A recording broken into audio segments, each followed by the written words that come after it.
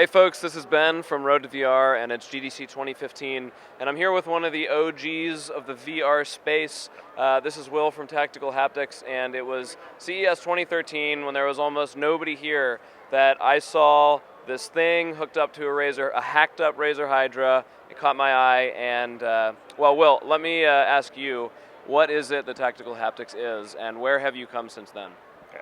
So Tactile Haptics, what we're doing is we're commercializing a new type of touch feedback. The way it works is we're mimicking the friction forces you'd feel as if you're grabbing onto that in-game object. We started off with kind of a concept. We put it really quickly in 2 weeks before GDC in 2013 into this motion control interface, hacked in a Razer Hydra, hooked it up to some sword and flail and medieval attack demos, and people responded to it. We were really fortunate actually to be right next to where the lines for the Oculus Rift demos were back then. We tapped into that line, had people come over after a great Oculus Rift experience and try our stuff, and it kind of made sense to it, really resonated with them.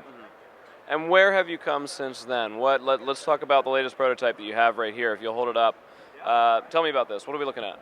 So what we have is our first completely wireless controller prototype.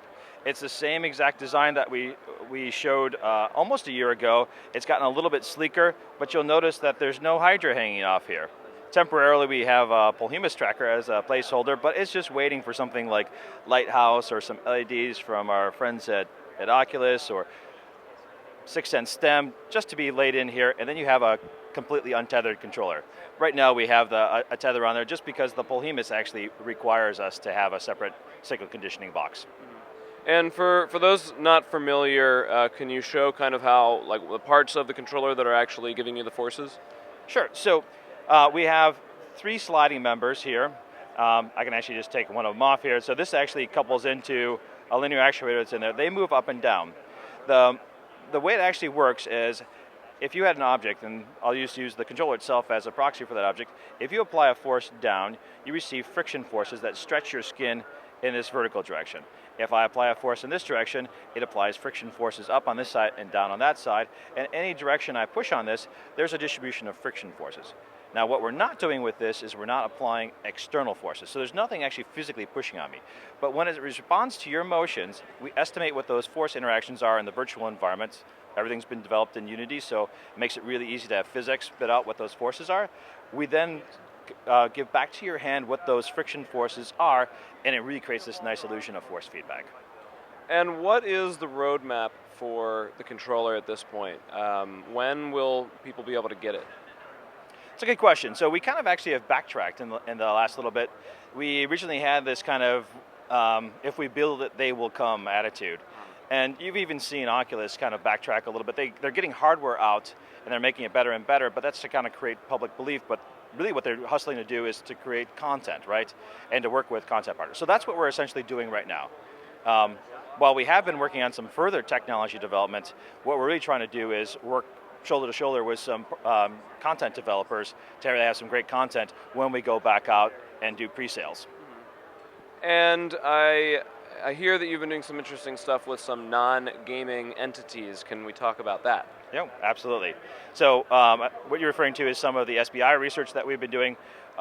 We have one that just ended through the end of December that was with NASA, and we have one that's new through NSF, and they were completely separate. I'll talk about the NSF one first, just because that one's a shorter one.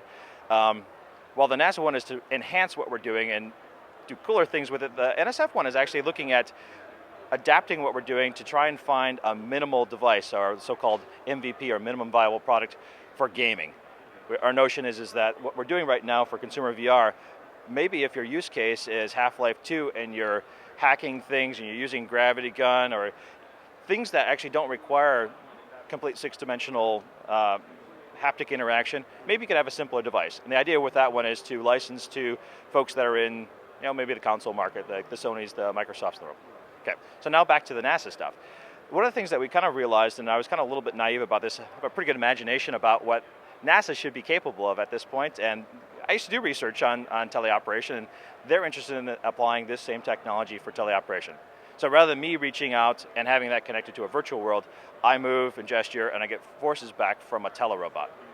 And Why are they interested in this? Well, if you have either, well, for training purposes, but let's say you're an astronaut. Every time you go out into space, there's risk.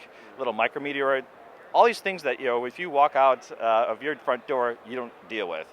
And if I can have a telerobot have the same level of dexterity, or at least approaching your level of dexterity, one, I can take advantage of your human experience to do that. And two, by having those forces, I can not damage what's in the environment as well as the robot arm, which could also be pretty expensive to replace. And so at this point, you have the temporary tracker, but like you said, you're just waiting for some other things. So there's a possibility that, Valve is saying they may make their lighthouse tracking system kind of adaptable for everybody. It would be as easy as sticking something on the top there, and then having the controller communicate, with the SDK to get the forces out. Is that correct? You could kind of easily add your own tracker, if you will. Yeah, so far we've done it with 3 different trackers. We've done it with the Hydra, we've done it with the Sony Move already. This is the Polymus. It's really simple. You make a prefab in Unity, you drop it in place of your previous one, and now you're connected up to where your controller is in space. And do you think you're approaching kind of the final size here? Yeah, it's pretty darn close. And the funny thing is that even though we've been forecasting this for a long time, the people that go from using the wire controller to this actually say, oh, this is actually pretty small, this is pretty light. Even though we kind of have been projecting that for a long time, but it's, again, putting it into people's hands. And also, the other thing that has been great when we've been doing this work with NASA, we realized that people traditionally choose in VR between essentially holding a controller and having their hands represent the game. And of course, if you've seen Control VR, Leap VR, that's really what they're trying to do. And that's one of the things that we've also developed as part of our NASA grant is the ability to do hand tracking so that you don't have to choose between having great haptic feedback and having your hands in the game. And when are we going to get to learn more about that? We'll be rolling out those updates as we go. We're actually hoping to get a phase 2 through them, make the technology more reliable, and then we'll start showing it publicly. Very good. Well, thanks so much for taking the time to show us the new controller. Looking great. Thanks, Will.